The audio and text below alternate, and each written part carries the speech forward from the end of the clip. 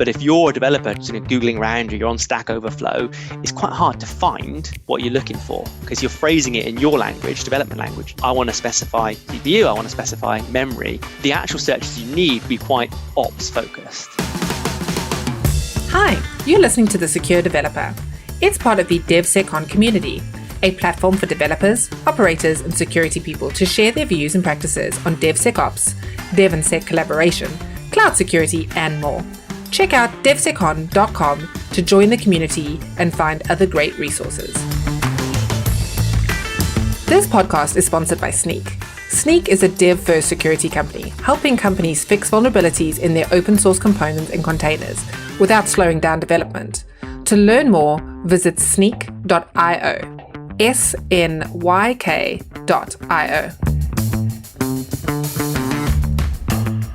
Welcome back to another episode of The Secure Developer. On today's episode, Guy Podjarny, president and founder of Snyk, is joined by Daniel Bryant. Daniel is the director of developer relations at Ambassador Labs. His technical expertise focus on DevOps tooling, cloud and container platforms, and microservice implementation. Daniel is a Java champion and contributes to several open source projects. He also writes for InfoQ, O'Reilly, and the New Stack, and regularly presents at international conferences such as KubeCon and Java One. We really hope you enjoyed the conversation, and don't forget to leave us a review on iTunes if you enjoyed today's episode. Hello, everyone. Welcome back to The Secure Developer. Thanks for tuning back in. Today, we're going to take a walk more in the developer's shoes. And to help us do that is Daniel Bryant, who is the director of DevRel at Ambassador Labs. Daniel, thanks for coming on to the show. Thanks for the invite, Guy. Always great to chat to you. So Daniel, before we dig in, we'll talk a lot about kind of the new reality of developers and specifically as it comes to security. Tell us a bit about what is it that you do and your journey coming into it. Yeah, so at the moment, Guy, I'm director of DevRel at Ambassador Labs. So working on a lot of strategy around how we engage with the communities, how we talk about our tools, how we help developers. And we also listen a lot to developers and the challenges they have with developing microservices and Kubernetes in particular. So learning a lot from a lot of very interesting folks across all range of communities, Java, Go, Node, Python, many commonalities, many differences, right? It's very interesting, like learning from different folks.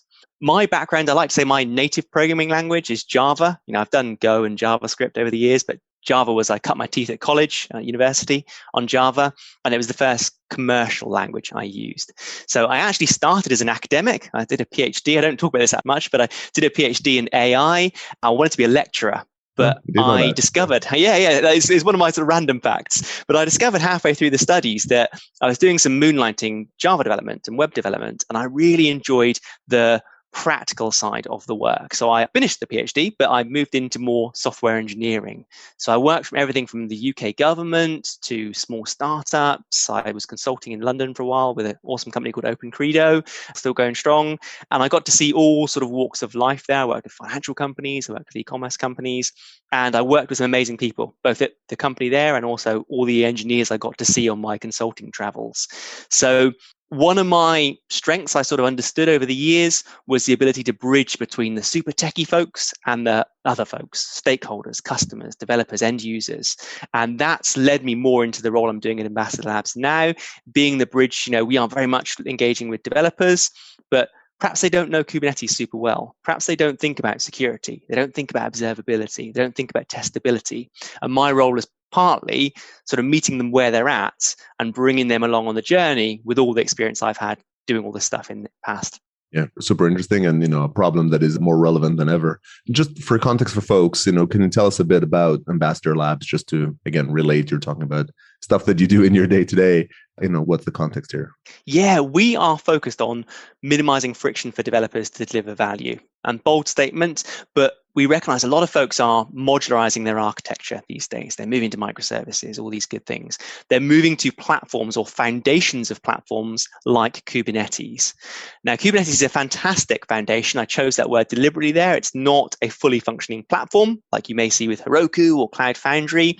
So we give people the tools, the practices, and the processes to create the platform experience they need on top of Kubernetes. And it's all about being able to find what's going on, fix problems, and you may be actually fixing it in sort of a production-like environment or a staging-like environment. Our telepresence tool, we use that a lot, CNCF tool. And we also talk a lot about releasing. We're really interested in things like progressive delivery, which is sort of an extension to continuous delivery, and observability. Even things like security come into this. We're really keen to enable developers to close that loop. You have the business idea, you develop, you test, you release, you observe, you understand, and then you kind of close the loop with your next steps. And you're always looking at things both from like SLIs, from a sort of more lower level infrastructure kind of vibe. Security definitely falls into that as well. And you're also looking at kind of KPIs, more of a high level business goals as well. So we enable folks to kind of understand and close the feedback loop on that. Got it. Thanks for the overview here. So the real kind of topic that we want to dig in here is really this reality of developers. We talk a lot in security about, shift left or top to bottom or dev first security, and how, we want to move security into development. But we kind of take this sort of lens of saying, hey, developers should pick up security, and we kind of put aside or oftentimes forget or choose to ignore the fact that there are many other words other than security that complete that sentence of developers should also care about. And that's a bit of a tough load to move to developers in this reality. So maybe let's unpack what that means a little bit. First of all, what do you see as the key umbrella terms, kind of big ticket items that are moving to the responsibility of developers, above and beyond security? What are the other things they need to battle with? A lot of it boils down to the ilities. Okay, we used to call them non-functional requirements. Now we call them cross-functional requirements because non-functional requirements is a bad choice of words sometimes, right? They are very much impacting the functional. Part of the functioning, yeah. Yeah, it's 100%, right? So for me, a lot of it starts with observability. Whether you're looking at it from a security lens, from a testability lens, like even from a understandability lens, because we are building these complex adaptive systems now, right? Being able to think about and bake in observability early on is really key. And a lot of developers, myself included, when I started my journey, it was more about you look at the functional spec, you code it up, you test it from that angle, and you ship it, and you're kind of good to go. But now we need to understand, how is it performing? Is it costing us a lot in the cloud? Is it sort of, would the algorithm be better to be tuned a certain way to give you more performance? What are we exposing in the application? And without having metrics, quality things like logs, traces, sort of the three pillars, as a lot of folks talk about, of observability, without baking them in on day zero, it's really hard, I find, to retrofit those things in. So for me, it often starts with observability. If you can't understand your system, if you can't ask these kind of ad hoc questions, it's really hard to do all the other things in terms of, layering on security, layering on resilience. If something breaks, you don't want it to take down your entire system. But if you don't understand like what's breaking and what the impact is, it's really hard to do that. And then you layer on even things like maintainability, extensibility. Again, the ability to observe, to understand is foundational for that. In order to actually successfully expand your system, you have to understand the pain points, the friction points. If you think about things like value streams from a business context, it's the same in engineering, right?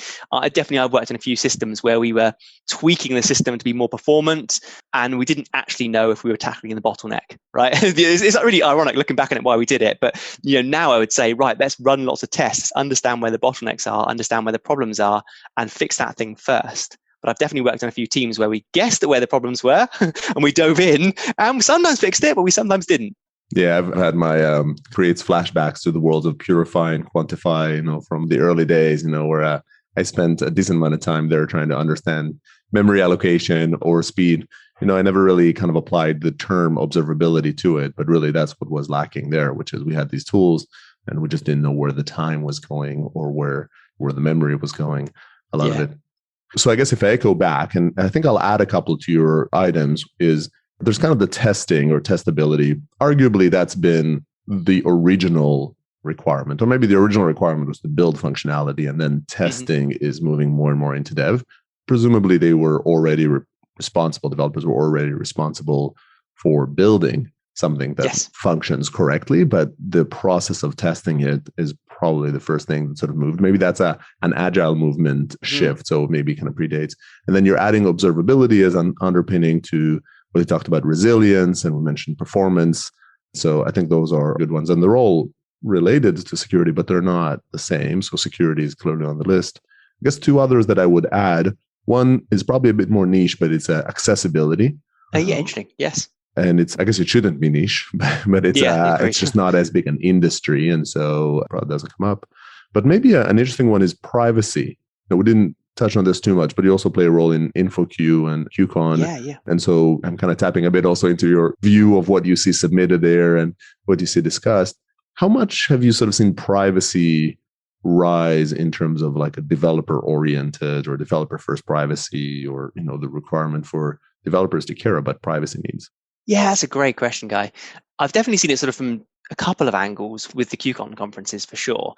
In Europe, we have the GDPR regulation that came in recently. There's the California version. There's various global implementations of a very similar approach. And that has definitely raised that topic with developers. Now, the team leads, the stakeholders are saying, right, make sure you store the data in a GDPR compliant way. We've always had perhaps PCI DSS with financials, but now things like GDPR are really sort of raising the stakes. So we're seeing a lot more folks pay attention to those kind of things.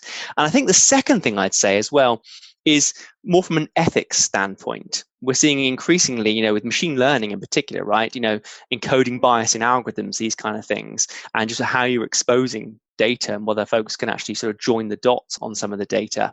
So we've seen an increased rise at QCon around the interest of ethics. Just because you can do it, should you do it, right? So there's those kind of angles that are becoming quite interesting.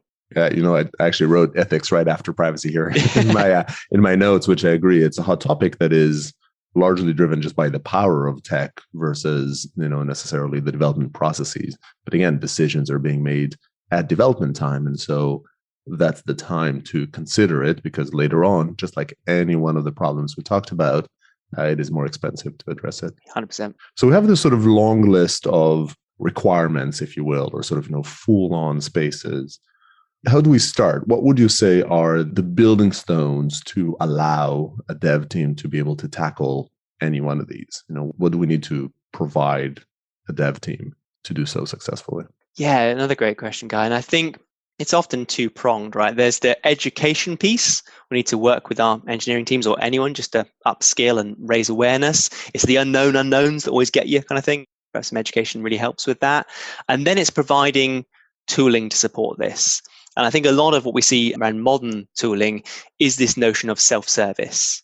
So developers are, as we've said already, becoming increasingly responsible end-to-end. You mentioned testing, observability, and developers like to engage with tools in a certain way. They, self-service. I want to plug my thing into GitHub. I want to make it a GitHub action. I want to put something in a Jenkins pipeline that automates these things. Or I want to run the tool locally, but I want to do it via the CLI. You need to meet, I think, the engineers where they're at. There's a temptation back, when I was doing a lot more engineering, is we sort of got delivered these tools. You're going to run the security scanner using this web UI or this, swing kind of. Yeah, exactly. And it was horrible, right? As in, it was typically clunky. Sometimes you had to run it on Windows, and we were all using Linux machines to do our development. Just a nightmare. So I think it is meeting folks where they're at and giving them that self-service tooling to facilitate that smooth, frictionless experience of coding, testing, releasing.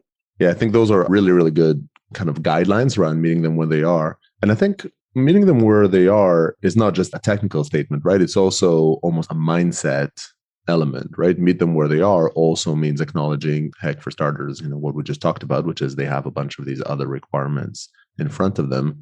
But one of the questions that I keep debating in my head, it's I don't know, if I'm sounding a bit more loony than I, or maybe like precisely as loony as I am, but it's really the combination of them. So when you think about education, then presumably education is its own topic related, right? When you talk about how to build an accessible application or a secure application or an observable application, there's some overlap, but they're probably 80% unique to their sort of subject matter. But from a tooling perspective, we've sort of been seeing more merging of things, right? I can say that in Snyk, For example, we came into it with dependency management, right? So the security risk that we're tackling, that we tackled in the sort of the original product, is really one of vulnerable libraries. But from a developer perspective, you also had the problem of maintainability, of being able to just like keep up to date with these dependencies. And it made sense to make it a part of the same product from a developer lens. Do you think these would end up with more disparate tools? What's your view on how to balance the sort of single purpose, because it's already observability, for instance, it already gives you visibility, versus the kind of purpose built, it's for security and it's masterful at security, or it's masterful at something else? Yeah, I think it's a pendulum swing, guys. There's a temptation to want one tool to do it all. And then there's a swing to the other way of like, we have a very specific tool to do a very specific job. And I spend a lot of time in the CNCF ecosystem. And at the moment, there's a tool for everything, basically. And it almost leads to the paradox of choice as a developer. You're like, should I use X, Y, or Z to do the same thing? So when I look at the industry, exactly as you said, there's consolidation happening now. And there is this notion to, observability tools also offering remediation or security fixes. And I think that's a good thing because, developers, there's only so much room for us to sort of, it's a cognitive load, right? We often talk about cognitive load. There's only so much room for us to understand all these different tools. And if we're having to, as part of our regular tool chain, use 10 or more tools to accomplish our job, that's a lot of context switching. That's a lot of cognitive load. This tool does it this way. This tool does it this way. So I would imagine over the coming years, there's going to be a balance. So we're definitely seeing consolidation, but I think some tools will be specific to the job. Do you know what I mean? They're just so niche perhaps, or they need to have a certain UX for them to be functional. But I think we haven't as an industry fully found that sweet spot yet. And a lot of things that we've been talking about today, you kind of have to think about them in terms of security and observability and testability. You have to think about them. So the tooling should nudge you in that way as well. So I think we're definitely going to see some sort of tooling popping up that just either encourages the developers to think about all these things or actually verifies how they're doing, and then suggest perhaps other tools, other practices that can help them think a bit more about what they're doing. Yeah, definitely. I guess it's the assisted versus, I don't know what the end of that sentence is. It's about surfacing a problem to you, and then it's about assisting or kind of helping you actually address it. And then I guess the end of that road for a chunk of problems is to actually do it for you, right? The sort of the problems like with serverless things moving into the platform and maybe just going the other way, or maybe completing the circle, which is just removing it from your sphere at all. Do you see that as the path? I kind of wonder whether that path to no code is just the inevitable journey of all development processes. Is that how you see it as well? Or that's a very thought-provoking question. So you mentioned InfoQ earlier on. We're seeing a lot of interest in low-code and no-code platforms now, the so-called citizen developer, community developer.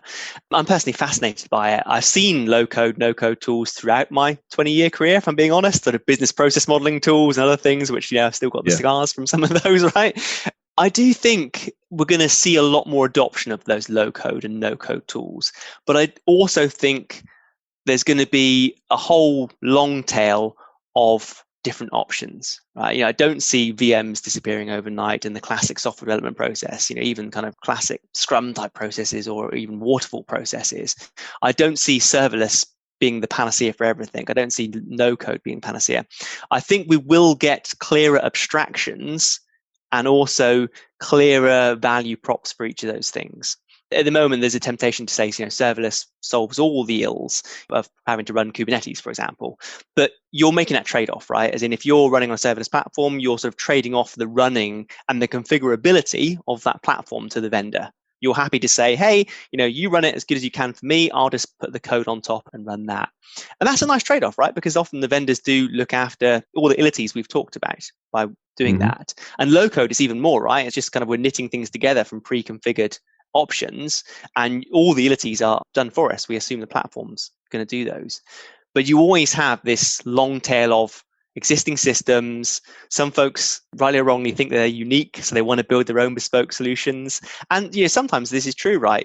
Perhaps some governmental organizations do have specific requirements around data security, around privacy. The data cannot ever leave their geo, for example, is a classic thing. So therefore, they may have specific requirements that do mean they're going to build systems a different way.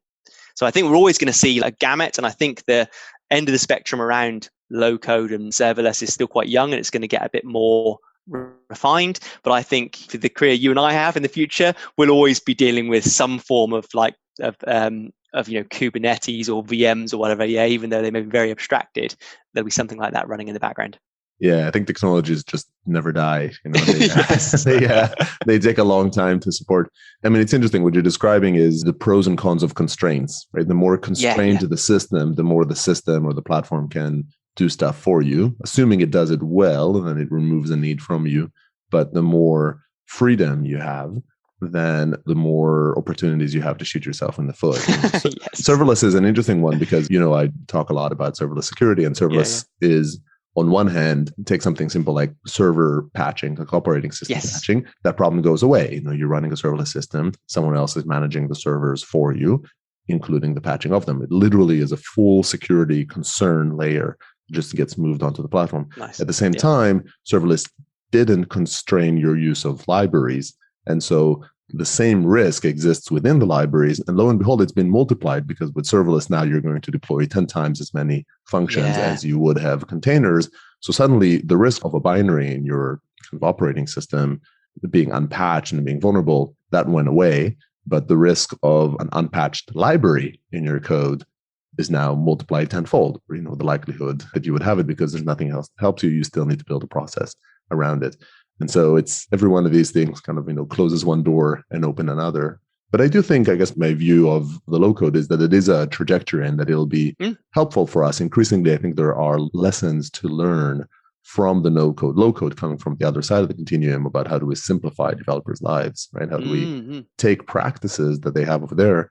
I'll give a tactical example. There's a company, a pretty cool startup called Salto, Salto, which is trying to apply development practices to BizOps systems. And what Salto does, for instance, they have this little fun, I'm not affiliated with Salto, right? It's sort of just something I liked with their tweak is they have a thing where you can actually go to the BizOps system, say whatever, some Salesforce sandbox, you can modify things live in that surrounding, and then you can pull those into code. Because in that surrounding, you can modify this. Now, I think in the cloud world, for instance, we don't really do that, right? In the cloud world, we say, well, you have to go back and code it, and then it would be applied to cloud. Does it make sense for you to be able to go to a console and modify something in the AWS console or whatever, and then pull that back in to code? Now, I can argue for and against it, but I'm just saying it's the types of conversations of innovations happening in the world of BizOps that might actually even apply to us further back when you think about easing the lives of developers. That is interesting. Definitely something I've seen a lot in my career was the use of Excel as the kind of original low-code platform, right? I've worked with some amazing people that could do incredible things with Excel, right? And I'm thinking a few times I could code that up in a couple of days, and then they literally do a macro and 10 minutes later it'd be done, right? So I'm just thinking that that's an interesting kind of trade-off there, right? If I could design it in Excel or an Excel-like UX and then pull it out to code, I get the best of both worlds, right? I can understand, I can maintain the thing a bit better. But that's a very interesting thinking point. Yeah.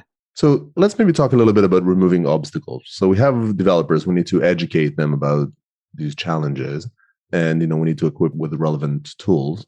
But what have you seen work the other way around, or what primarily prevents development teams from picking things up? What do you see as the key blockers?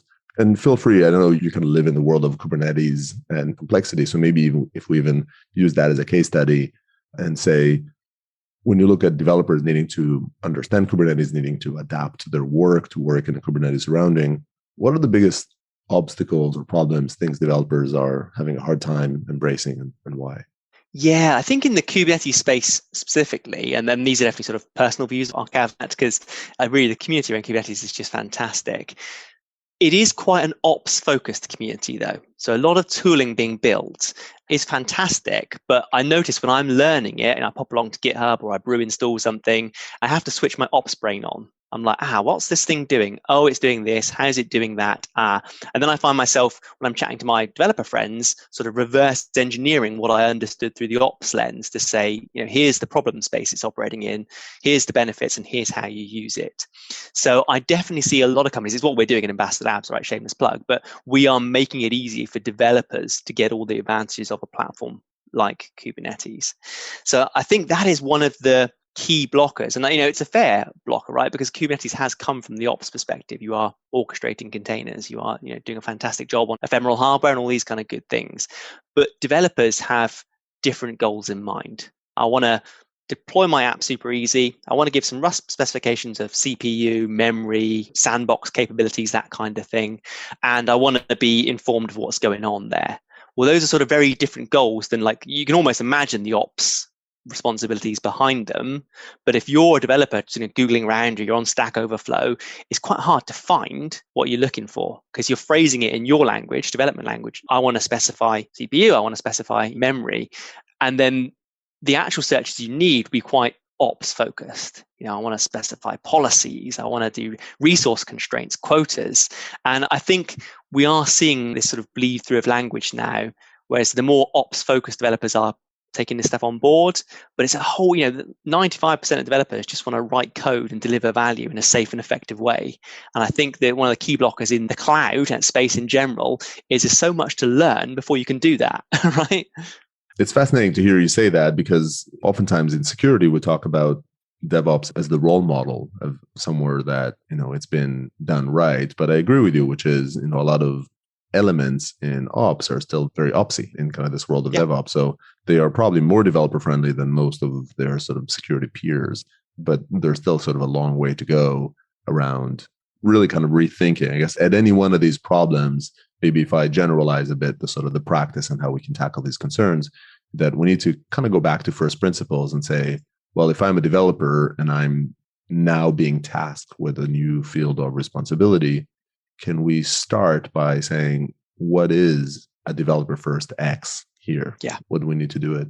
So in Snyk land, when we talked about open source security and we talked about dev first security, some of the kind of core examples of what that manifested were the Git integration. So being able to just move to Git flows, the automated fix pull request, because the developer's job isn't to find issues, it's to fix issues. We had the dependency tree for libraries, because historically most tools kind of give you a list of flat ones, versus as a developer, you're like, I included these 10 ones and they pulled in these 100 and these 500. What are some examples that you've seen, or maybe that you're even doing at Ambassador, that are different? Are there a couple of examples that come to mind of how to rethink, I guess, kind of Kubernetes development for that developer lens? Yeah, it's all about the abstractions, I think, for us. And we're doing a lot of work around service catalog at the moment. So Ambassador Cloud product, recently we added the service catalog. And that's the jumping off point for understanding the system. Can I understand all the various components over and above a kubectl describe or whatever, or a kubectl get services? That again is quite an opsy focused perspective. We're saying, hey, here's all your services. You can add metadata to them so you can easily understand who owns what the service does. And from there, it's all about making it easy to do your core tasks. So can I very easily roll out a new version of this service? And to your point, Guy, around connecting up to Git, we do integrations with GitHub and so forth. We can just say, new version of the service has been deployed. Can you progressively roll this out? And, Argo is a fantastic project, a CNCF project. It is somewhat ops focused. It gives you excellent config options, and you can use all your standard Kubernetes approaches to configure Argo. But we're trying to abstract some of the key things away for that. So developers can just pop along to the portal, they see their service, I've committed some new code, press this button. Can you roll it out 10% of traffic for the next 10 minutes? Do some tests, make sure, is it from a SLI, from a service level indicator perspective, from a KPI, business level perspective, is that new service performing well? If so, roll out the traffic to 30%. So 30% of users are hitting that back end, do some more tests and so forth.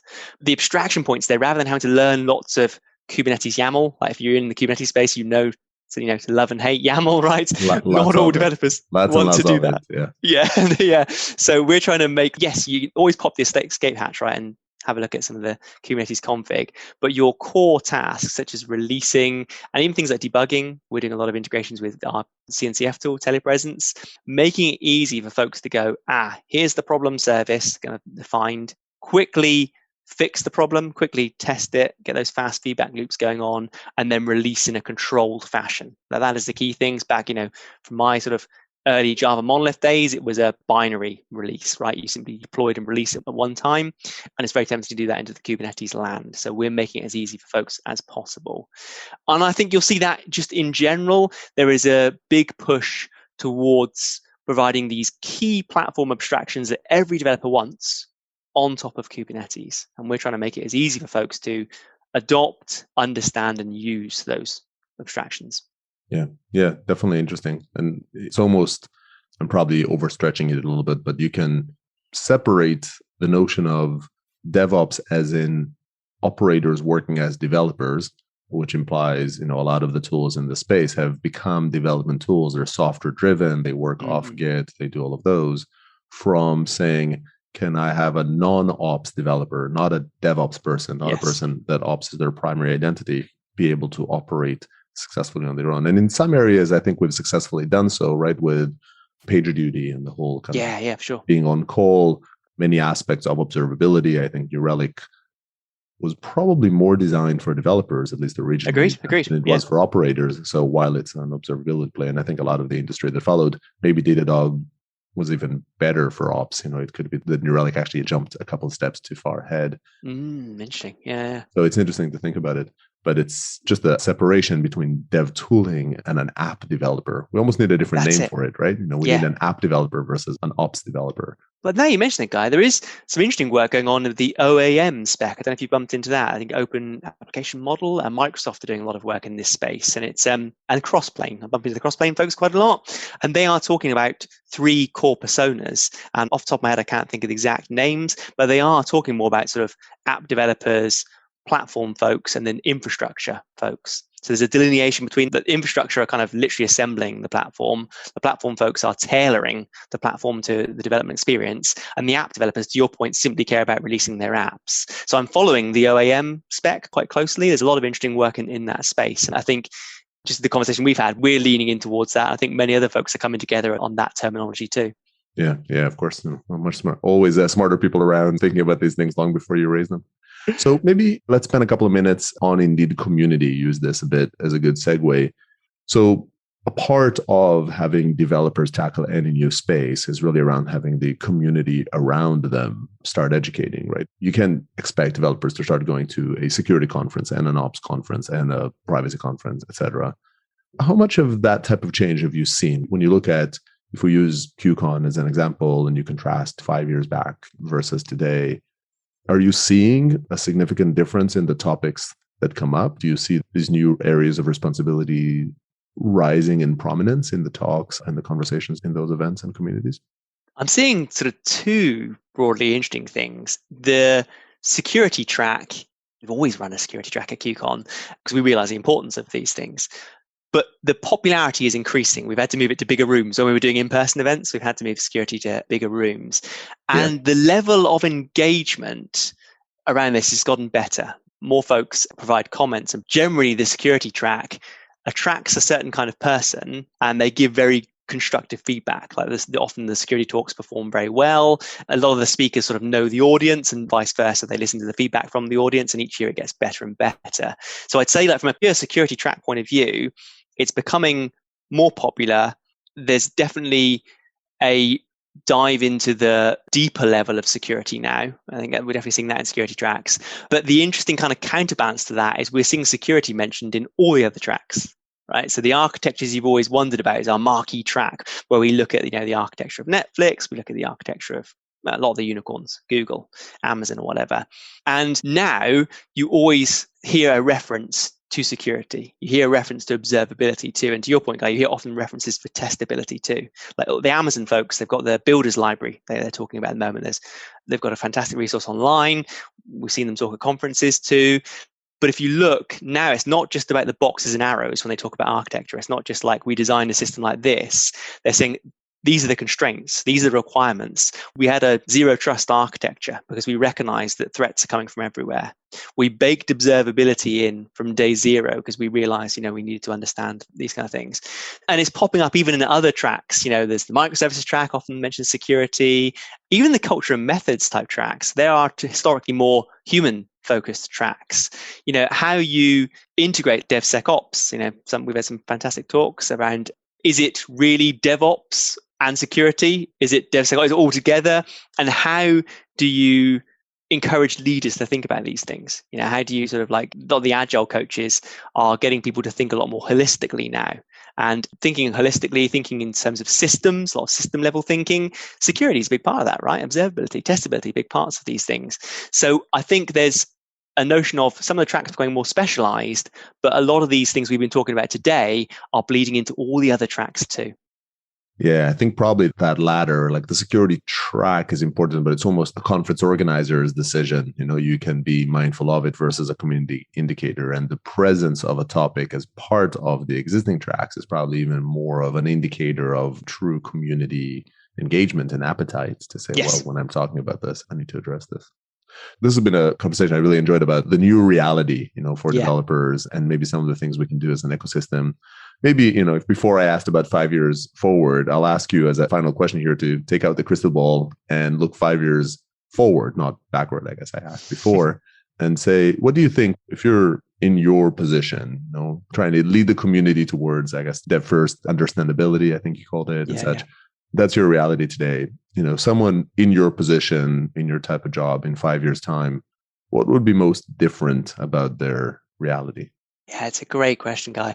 And I think riffing off some of the things we've talked around low code, no code, and citizen developers, I think more and more people are going to be developers in air quotes, if that makes sense. And that brings fantastic opportunities, but it also brings challenges. We talked about meeting folks where they're at, and that's going to be a big challenge for a lot of us with an engineering background. We're very comfortable with fellow engineers, right? But when you start getting what we would historically call business folks involved in the mix, and let's be honest, we're all business folks, right, to some degree. But when you start getting folks, that are coming up with fantastic ideas, doing POCs, or even bigger systems with these low code, no code approaches, you do have to think that level deeper as those systems get more adoption. You do have to think about sustainability. You have to think about cost. You have to think about security, all these things. So I imagine part of my job in the community is going to be really taking the time to meet folks where they're at. Now it's some degree of, are you a Go developer? Are you a Node developer? Are you a JavaScript developer? And I think now it's going to be, 5 years in the future, it's more around this goal-oriented idea that we talked about, earlier in the podcast. It's like, what are you trying to achieve? It doesn't really matter whether you're a Go developer, a low-code developer, whatever. What are you trying to achieve, and what are your constraints? So I imagine the job, in particular for the DevRel, is going to pivot a lot more to even more thinking about empathy, meeting folks where they're at, and then understanding the problem space before then guiding folks to, here's your options, here's your tools, here's your practices, here's your platforms. So I'm super excited. I think, the whole sort of developer education space is going to be super interesting over the next 5 years. I think software is eating the world, as the cliche goes, and Kubernetes and the internet is eating software. There's just more and more opportunity for us, and I think it's just really paying attention to the folks coming on board and their goals. That's I feel a fairly fair description, or I would subscribe to that crystal ball, thanks. Of the reality changing, and now it's just a question of timeline. Is it 5 or 10? That's it. That's it. Yeah, cool. Daniel, thanks for coming onto the show. This has been great. Thanks, I appreciate it. And thanks everybody for tuning in, and I hope you join us for the next one. Thanks for listening to The Secure Developer. That's all we have time for today. To find additional episodes and full transcriptions, visit thesecuredeveloper.com. If you'd like to be a guest on the show or get involved in the community, find us on Twitter at @DevSecOn. Don't forget to leave us a review on iTunes if you enjoyed today's episode. Bye for now.